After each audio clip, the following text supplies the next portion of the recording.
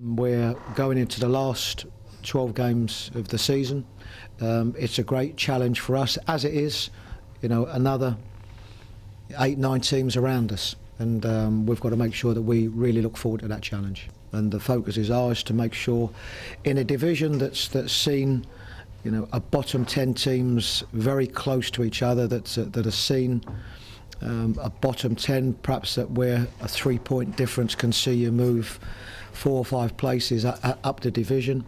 As we saw in recent weeks, you have to keep focused, and the only focus is on winning as many games in this 12 games as we can, and that, as I said, has to be your focus. It's a results business, and there are going to be periods of a season where results are going better at other times than not, and it has been shown. Players at clubs that have been in that bottom 3 that maybe at another stage are not.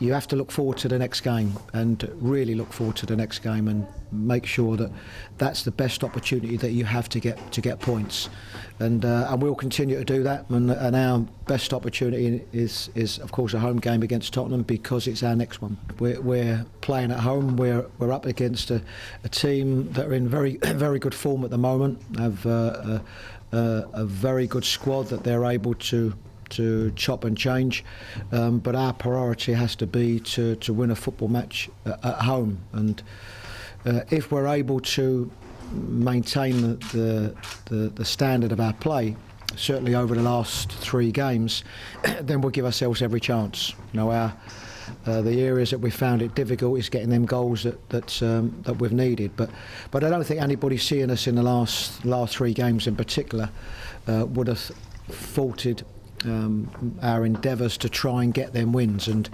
we'll need to maintain that one, because we'll be up against a very good team. Chris, this Sunday's fixture against Tottenham is raising money for the railway children. Can you explain a bit about what you've seen here in King's Cross in London today, and why it's so important that Aviva and Norwich City are getting behind the foundation? I think it's important because I think going away from this today, we all know the importance of course, Sunday's fixture and what that means to us. But there's another side, and really delighted that our club and of course Aviva have been involved in this charity work.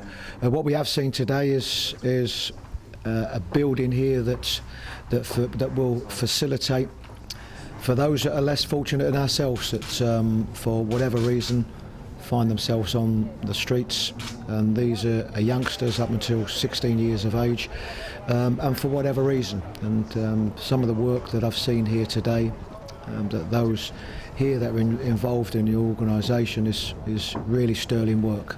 It's identifying for those that are on the streets. It is a walk-in centre, but it's not only a walk-in centre. They will also look in the areas, the vulnerable areas around the stations that those are vulnerable, and give them the opportunity to be involved here on a day-to-day basis, where they can have food, they can have shelter for the day. There is counselling, there are different workshops that they can get involved in, and it's a really good way of getting young people that are on the streets involved in the community here.